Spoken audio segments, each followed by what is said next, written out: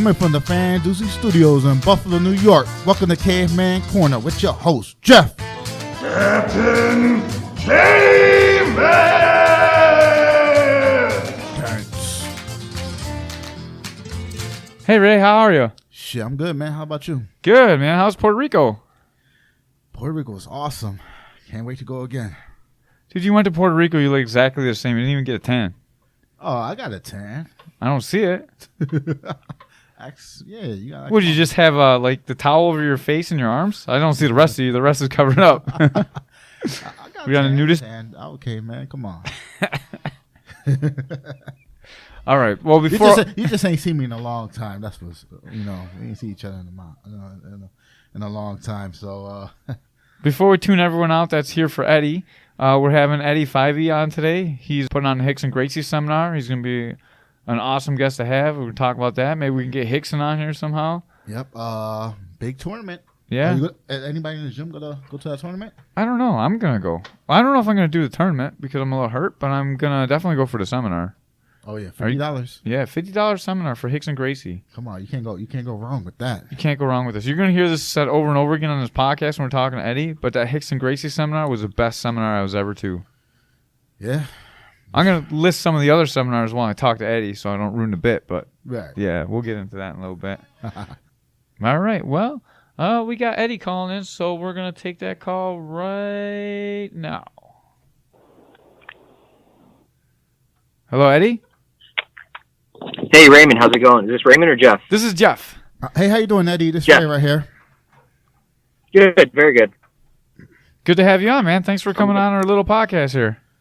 Yeah. Yeah, absolutely. That's all. I'm all for it. I love chatting about jiu-jitsu. So I'm just I have you on my computer. I called you from Skype, so I'm plugging in headphones real quick just so I don't have any like reverb or anything. All right, sounds great. Look, he knows what's going on. We got a real guest finally. Can you hear me? Yeah, we can hear you.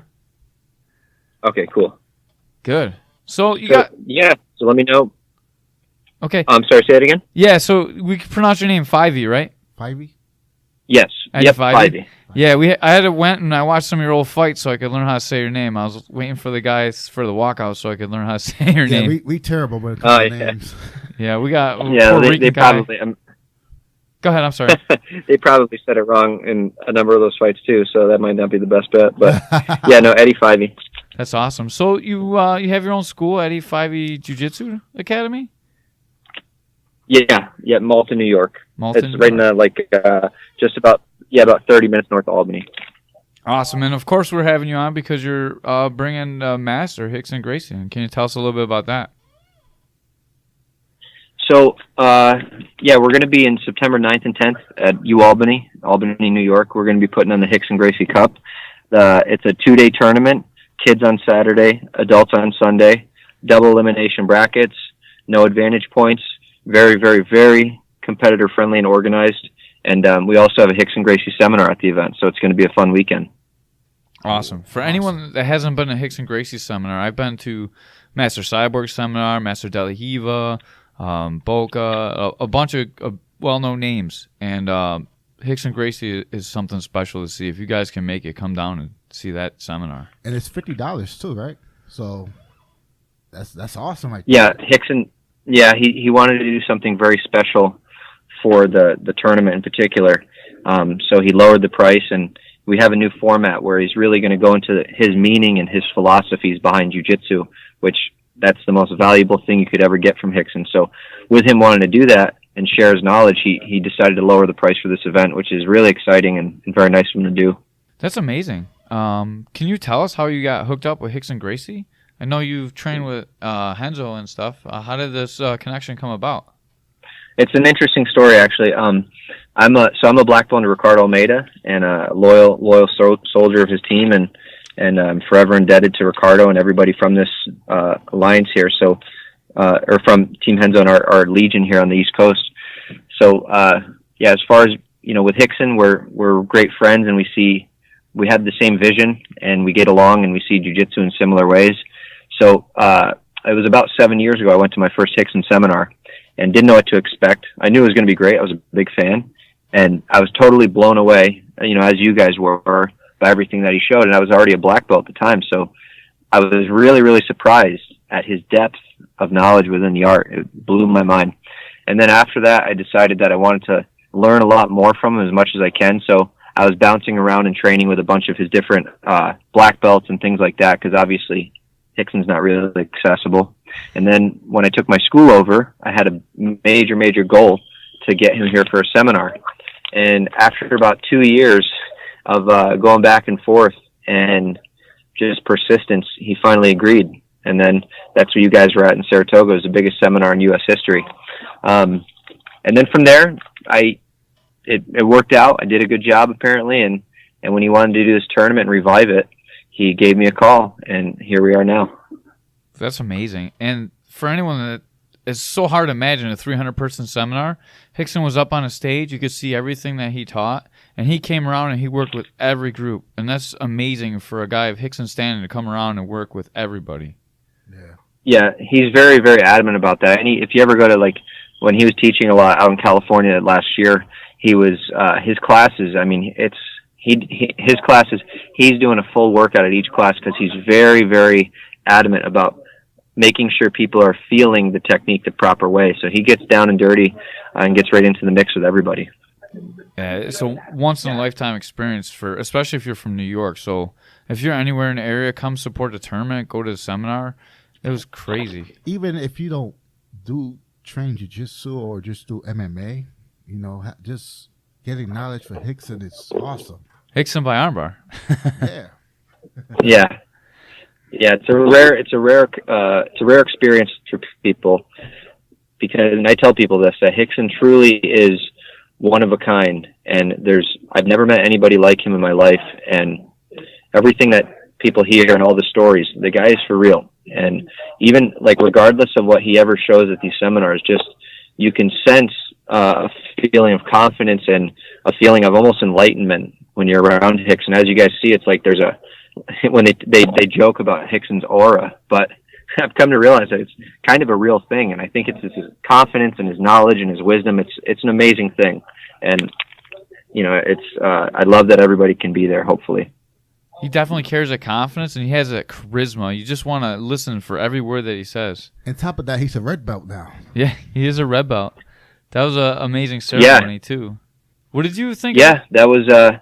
Go ahead. I was going to say, what did you think about him saying maybe he didn't deserve it? Of anyone that I've ever seen, he of all people deserves a red belt. Well, here's the thing.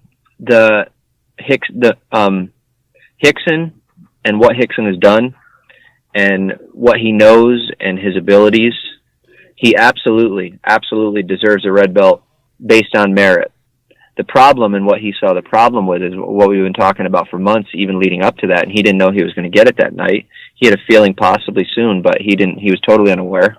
But we had spoken about how there's not a merit-based system right now, that it's strictly based on time. And based on time, he had about 4 or 5 more years to go before he was going to get his red belt. So, and he is on a mission right now to unify and help organize the art, and he wants to work with everybody. He's not, this tournament especially, we're not kicking down the doors and trying to take over, trying to compete even with other tournaments. We're trying to connect with promoters, and we're trying to connect with the jiu-jitsu world. So his argument at that time for trying to not accept it was the fact that he believes he deserves it based on merit. He knows what he's done in the history of jiu-jitsu, but he doesn't want to be somebody who gets it and people say, oh, well, he didn't deserve it, it wasn't his time, or so on and so forth. He wants to do it the legitimate way based off of whatever rules are at the time. So that was more of his point, and obviously he got overruled by everybody. So, we'll see what happens from here. I think they were able to shed a lot of controversy on the topic, and hopefully things get more organized a little bit. So, can you talk about Master Rickson's trying to unite the jiu-jitsu world a little bit more? I know there's been a great talk of jiu-jitsu becoming more of a sport than a martial art, and Rickson really loves the self-defense aspects of jiu-jitsu and what it means and the history of jiu-jitsu. Can you talk about that a little bit, please? The history or more Rickson side of things? The more the way Rickson looks at the way that it's becoming more of a sport, like judo became a sport. Oh yeah, so like Caveman. I guess you're trying to say like sport jiu-jitsu versus self-defense jiu-jitsu? Versus real jiu-jitsu, like Right. everything. Oh, yes, okay. correct. Yeah, I think this is another reason why I was drawn to Rickson, because the first time I was ever around him, we kind of were on. He was saying things that I was thinking in my head, and I didn't know if I was correct. I didn't know if I was, even right in thinking them. But he articulated what I was feeling about jiu-jitsu, and really Rickson's view of jiu-jitsu is it's beyond sport and it's beyond self-defense. To him, jiu-jitsu it's the whole picture, and the sport is a part of that picture. And other things are a part of that picture. But the idea with self-defense is that self-defense is the foundation and is the core and is what jiu-jitsu is built upon. When I say that, I don't mean a series of techniques. I mean that jiu-jitsu is built upon a foundation of, like, you're looking through the eyes of reality. So if I'm, for instance, just learning jiu-jitsu, if I first look at positions with a self-defense mindset, they're going to be more realistic. They're going to be better. They're going to be sharper. They're going to be faster. They're going to be more technical. So that is really the big thing that drew me to Rickson, was the fact that he saw jiu-jitsu as one thing, not separate things. And basically with self-defense, it allows you to see the art and then work your way. And with a little bit more anxiousness almost. You put some pressure on yourself to really understand what's what. But at this point, the sport, what we're mainly worried about is jiu-jitsu becoming really watered down, and not so much watered down as, like, obviously the athletes now are incredible. They're so evolved. They're unbelievable, the best ever. But the art and the way it's presented to the average folk, it's slightly being diminished. And, we see that around because, people aren't learning the same way, and maybe it's not being diminished, but you could just see the path that it's going down at this point. 100 years, it could be unrecognizable. So that's kind of where we're at now. And with this tournament, we're trying to showcase the sport, showcase self-defense, and showcase the lifestyle. So, can you talk about the difference between the Rickson Cup? That's what it's called, correct? Yeah, Rickson Gracie Cup. The Rickson Gracie Cup and the IBJJF rule set. Can you speak a little bit about the difference of the rule sets and what this tournament is going to be like? Yeah, sure. I think they're pretty similar. We didn't want to create anything too controversial. We didn't want to, like I said, we're trying to work with everyone. We're not trying to compete with any tournaments. We're trying to put on great events. But so the rules are similar. The biggest difference in our rules is we don't have advantage points. So it's not a submission-only tournament. There's points, but we don't have the advantages, which are common in many jiu-jitsu tournaments. And we totally understand why there are advantage points in these tournaments, and it makes sense as to the thought behind it and the psychology behind it. But we do feel that by eliminating advantage points, that we can force more action and force competitors maybe to push a little bit more when they might not, if they know they can get an advantage. So that's really what our goal with that has been. But as far as like legal submissions versus illegal submissions, there's not much of a difference. What about the point system itself? Is it pretty much the same, or is it a little bit different? Yeah, the point system for right now is the same. This has pretty much been the point system forever in jiu-jitsu, ever since they created the rules in 1967 when they made the first rule book for the sport. So the point system remains the same. The biggest thing that we're doing is taking out advantages and making sure that the referee is enforcing stalling a little bit more. Okay, can you talk about the stalling a little bit? Yeah, we want to just make sure. I mean, jiu-jitsu is, if it's ever going to be at a high level and the spectators are ever going to enjoy it, they want to see action. They want to see movement. So, we can't have stalling. We can't allow that because that's another thing that could diminish the sport and diminish the art and prevent it from being shown in a really popular light. So what we're trying to do is basically push people and inspire people to work a little bit harder in their match and work towards a submission. And with stalling, it's a very difficult topic because no matter what your rules are, people will find a way to stall. And we're really trying to inspire people to believe in a form of jiu-jitsu where you take the person down and you pass the guard. If you pull guard, you sweep or you submit. Like we're working towards the finish, and that's the ultimate goal. And the art of jiu-jitsu, as John Danaher said, it's the art of control leading to submission, and that's totally true. And we just see anything outside of that if you're putting more emphasis on winning a medal and less emphasis on mastering the art and less emphasis on showcasing the art, then, I don't know if that's really a great victory. I don't know. Awesome. That's a pretty good detailed summary of your rule set. What is the admission fee, and is the tournament open to all lineages? Yeah, the tournament's absolutely open to anybody, all skill levels, all genders, all weights, all affiliates, all schools, all academies. Awesome. Is there a white gi requirement? It's $100 for one division and $150 for two divisions. So we have no gi divisions that'll happen on the same day. So adults Sunday will have gi and no gi. Kids on Saturday will have gi and no gi. We use a really, really innovative tournament software that's going to run the tournament like you've never seen before. Essentially, competitors will get text messages to their phone. Cool. We have TV monitors all over the arena to where you can look and you can see when your bout is going to be up. So we have 20 bouts listed, and we have a computer software that's running the bouts as the tournament goes live. So this is by far going to be one of the most organized things you've ever seen as far as jiu-jitsu tournaments, and that's one of the biggest things that people struggle with at going to tournaments is they have a poor experience because they don't know when their match is up, they're waiting, they can't hear, they miss their match, who knows. So we're doing everything in our power to make this competitor friendly. We're doing everything in our power to make sure that it's a tournament for everybody.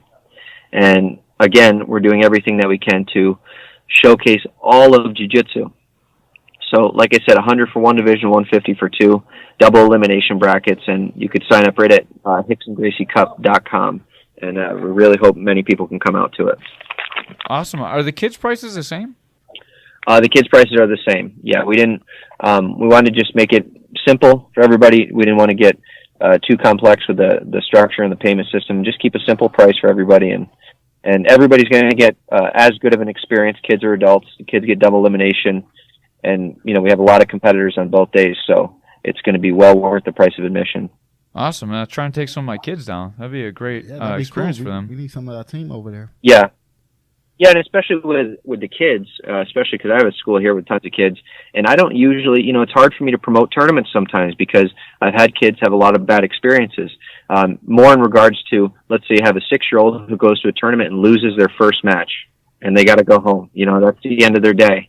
That's tough for them to accept.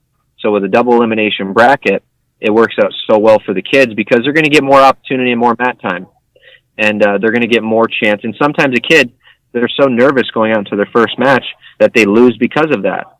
And for them to be done with their division after that's kind of sad. So we want to make sure that everybody has a good experience and that everybody gets on the mat as much as they can. So for kids, it's going to be a really fun day. We're making the Saturday really kid-friendly, too. So the refs are going to be really on point with making sure that they're dealing with the kids in a kid-friendly way. We're going to have different things going on that day that are kid-friendly. So it's, Pitcher Saturday is going to be like a kids jiu-jitsu tournament, not a jiu-jitsu tournament with kids. So we're really excited about that. That's amazing. What is the age limit for the Rickson seminar? How old do you have to be? Well, I was generally saying we have a couple kids that sign up. They're around 12 or 13 years old. It's only 2 hours, so it's not that long. But I would say around 12, 13 is the lowest age. If for competitors, I would definitely suggest being there because to have a pep talk the night before you compete from Rickson Gracie, I don't know if it gets much better than that. I mean, I'm pretty sure everybody in the jiu-jitsu world probably had some type of dream at some point in their life about that. So it's going to be reality now. That's just what I was thinking. It's like a great trip. It's like a jiu-jitsu experience. It's like a once-in-a-lifetime. You meet Rickson Gracie, get to compete in a tournament, come home, talk about it, and drive home. That's pretty sweet. Yeah. I was going to say next year they're going to have probably 6 throughout the year. We'll have one more here again, and then from around different parts of the globe. So it'll definitely be something that happens more often. For me, I've been competing for 20 years, ever since I started jiu-jitsu, and I'm not really into doing tournaments. I've never done a tournament before. I have a knack for putting on events, but I've never put on a tournament. It's not something that I want to do on a weekly basis. I don't want to put on 12 tournaments a year, but I always have wanted to do something. Like in 20 years of competing, I've always pictured my dream tournament in my head, and that's what I've designed. So I've had the chance as a competitor right now, and I don't compete currently, but I'm looking at this from a competitor perspective, because I don't have an intention of going and doing a 60 city tour. I want to do one tournament, and I want to do one tournament and design it the way that I've always pictured tournaments in my head. And that's, really what I've created here for this event, on top of obviously being involved with Rickson, is a tournament created by a former competitor, with everything that I've ever wanted. So that's the biggest thing I'm excited about, and other people are as well. Is there a lot of pressure on you to get it right since Rickson's name is involved? That's an understatement. Okay, that's I try to not think about it at all, because yesterday I was on Reddit doing Ask Me Anything, and the way one of our associates that works with us, he put up the post initially, and the way he worded it, I was reading it and going, man, this is scary. So I'm trying not to think about it too much. I'm trying to just focus on the task at hand and not get caught up in everything in regards to that, because that can become a little bit overwhelming. Most definitely. How much direct input has he had on the tournament? It's Rickson's vision. I'm trying to create, like I said, I'm trying to create a tournament, my dream tournament, through the eyes of Rickson, through the brain of Rickson. So I'm trying to capture his vision. And Rickson is really, for this tournament, he's directly involved, with most of the details. Some of the smaller details, obviously not, but as far as the big picture, he's totally involved. We talk all the time, and it's great to have his input, and it's great to hear his perspective on things. It helps me understand what the goal is, and it helps me understand why certain things are the way they are or should be. And but he's definitely involved, and really it's just me at this point trying to capture his vision and make it happen on September 9th and 10th. Since you've had more direct access to Rickson than anyone that we've ever met before, what is he really like as a person? Does he have that vision that when you talk to him, that confidence exudes out of him? He has a vision for jiu-jitsu. He knows exactly what he wants, or is he kind of like a normal guy? Both. It's actually both. Rickson is as normal as they come. He lives a very simple lifestyle. He enjoys minimalism, so he's has a car, basic car. He has a nice house, some simple stuff, doesn't have a lot of possessions, doesn't want a lot of possessions. So he's a very normal guy in that sense.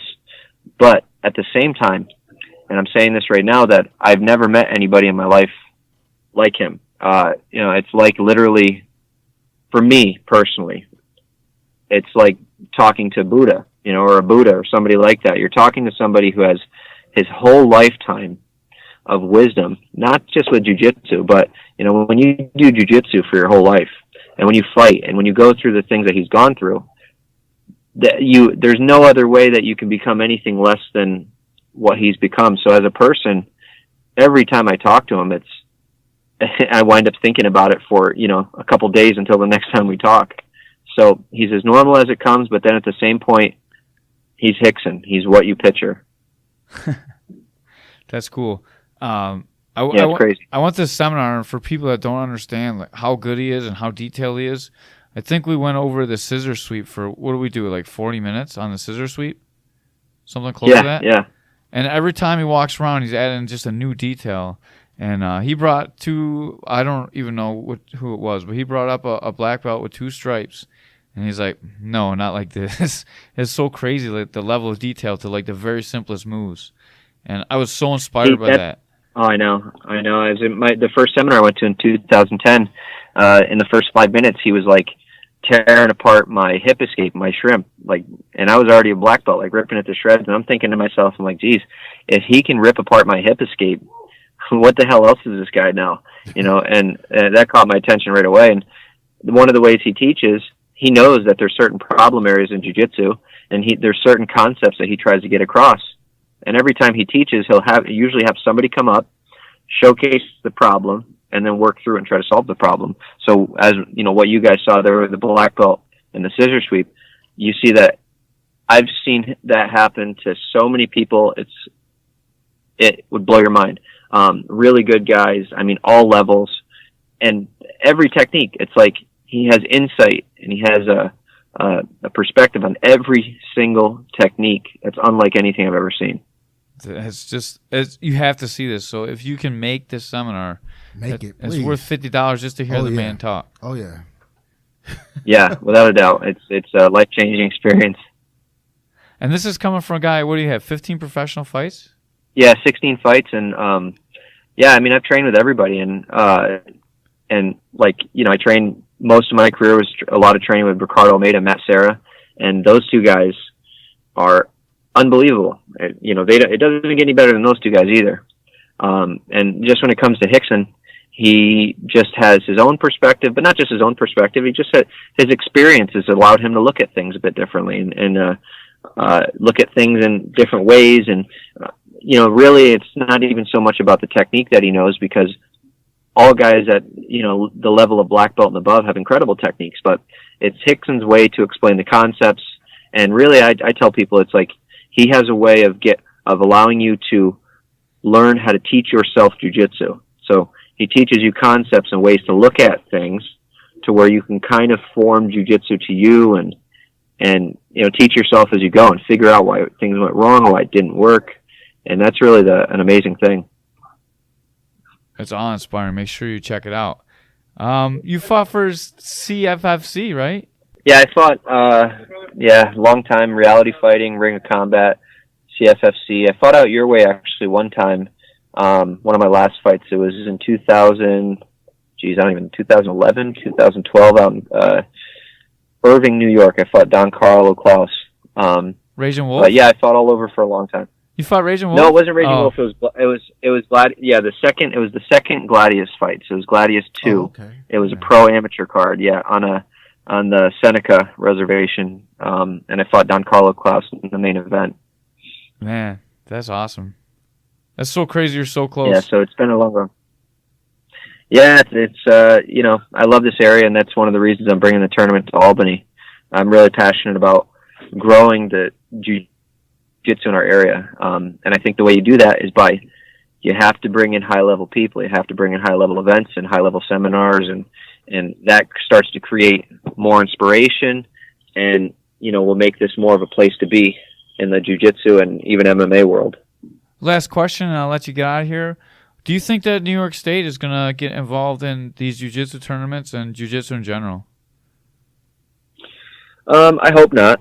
I'm for the government getting involved with as little as possible. So they have if you've ever gone to the DMV, then you know exactly how government runs things. So you know, I don't, you know, so it's like I don't want that to happen in jiu-jitsu, because if they get involved, that's what's going to happen. And, you know, you've seen a lot of things with MMA go downhill because of government involvement. Luckily with MMA, they tend to have people that that know about MMA working, but I really hope that they don't. I think it's absolutely ridiculous if they do. I can understand, you know, that at some points there needs to be some regulation, but I think that's more up to insurance companies. That's more up to the venues to do their research on people and things like that. But I really hope that they don't. I hope that they stay as far away as possible. I don't know how close you are to the jiu-jitsu scene over in Canada, but it just got banned in Ontario. They banned the tournaments until the MMA commission looks at it all again. I saw that, and we haven't, and that's funny because we actually have a lot of people coming from Canada, which is probably has something to do with that. But Canada's got a lot of issues. They think they're doing well for human rights, but they're actually doing the opposite. It's absolutely ridiculous what they're doing in regards to that. It makes no sense. There's no logic behind it. There's no reasoning. It's really a sick thing. It's people that shouldn't have an influence or shouldn't be involving themselves in something they know nothing about. And that really, really bothers me. Yeah, I don't like it at all either. We were just talking about the commission earlier. I did a grappling super fight for an organization, and the commission's already looking into the weigh-ins and that they shouldn't be able to do grappling at an MMA fight. Right. And they're already looking into it really hard. It's crazy that happens. It's ridiculous. I can understand MMA. There's got to be regulations and sanctions. There's a lot more that's going into it. But there's certain stuff where it's like, listen, get out of the way. You know, let the guys have a grappling match. I mean, what are you doing? What's the point? It doesn't make. I understand the point of them maybe testing somebody, you know, for steroids or making people get licensed so it's more official. But come on. Yeah, or just You got to do get real. blood work, and then you're good. Here, make sure you don't have anything communicable. Hey, Caveman, are the commissions doing wrestling in high school? No, they don't, because they're New York State run. They have an exemption. Interesting. I'm a little involved here with the jiu-jitsu community as well. And at our tournaments, we're not allowed to charge a spectator fee. Otherwise, it becomes a professional type event, and then it would be under the scrutiny of the athletic commission. And to avoid that, they're charging a donation as you walk in. Oh, wow. Really? Well, that's Yes. fascinating. That's interesting. Yeah, so be careful Well, with this tournament. yeah, see, that's what happened. Yeah, that's good to know. So hopefully you learned something coming on our show. We really appreciate your time. Oh, yeah, we appreciate I know your you got a time. lot going on. Hopefully Rickson wasn't calling you while you're on the phone with us. No. I was glad to come on here. I'm glad you guys asked me to come on. I had a real pleasure talking to you guys, and hopefully you guys can make it out for the seminar, or hopefully you can get a good crew of kids or adults to come out and compete. I think that we're really making sure that everyone's going to have an amazing time, and we can guarantee that all of your students will be very thankful after the tournament, because it's not going to be something they walk away from being discouraged. Our whole goal is to encourage people and to educate and to help people have it's like a jiu-jitsu celebration, basically. So it's going to be a fun time. Well, I'll be there, and I'll make sure I bring my son.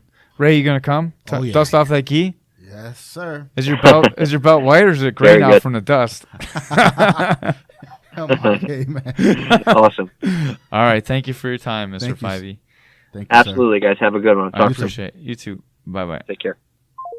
There you go, Ray. That was cool, man. Yeah. Cool info about the tournament. He's a cool guy. And you told him something about the admission pay? Yeah, hopefully I help him out so I don't get busted by New York State Athletic And then he's Commission. in Albany, too, so Yeah. they're like right there from the Yeah, tournament. Kim's going to be right down on him. Rickson Gracie, what? oh, Oh, man. man. Yeah, he's a really cool guy. This- Oh, you know what I forgot to talk about? If you guys are listening to this, and he probably is so busy won't even listen to this, but if you look up Eddie Fyvie on YouTube, this is how I learned how to say his name. There's a video of him getting beat up by a guy in a gas mask, and it's like a big joke video. It's very caveman-like. I loved it. So if you get a chance, check it out. It's like 2 minutes long. It's not a big waste of time. Maybe I might even link it to the podcast Link it, yeah. because it is pretty funny. I got to check that out. The dude's got a really good sense of humor. Are you going to actually go? Yeah, man, I want to go. I want to see Rickson. Yeah. Maybe we could get Rickson on the show. Well, we'll have to talk to Mr. Fyvie. Yeah. We gotta do better with these phone interviews too. We gotta get like Skype Live or something, Right. so we don't talk over each other. We gotta get our technology game up. Yeah, our technology game's failing. We still stuck in the 80s. 90s, we're in the 90s, Okay, Ray. early We're in the 90s, 90s, early early 90s, 90s. early We got the dial-up modem and everything. AOL, CompuServe. I haven't heard that name in forever. All right, man, let's get the hell out of here. Thank you, Mr. Fyvie, for coming on. Check out Rickson Gracie or Rickson Gracie Cup, Jiu-Jitsu tournament. Yep. So when we upload the video, we put the poster. Yeah, I'll Pictures put and the everything. poster pictures on there and the information. Maybe link it to the Rickson Cup. Yeah, we can link it to the Rickson Cup too. We'll add that link on there, and then we'll do what we do. Oh yeah. All right, let's find the music, Ray. You gotta play the music so we can get out of here. Okay.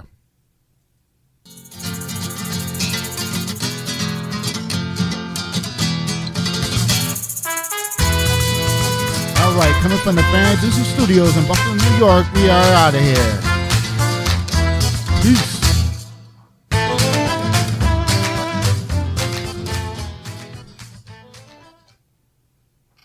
You've been gone long enough. You got the closing right. Hey man, I was on vacation. I had a great time. Oh man, I gotta get me a vacation house out there. Nice, beautiful ladies out there. Oh my god, I'm definitely cutting that part out for you so you don't get in trouble. Oh, you know what? I want to get in trouble. I want to sleep in the couch tonight. Leave it on.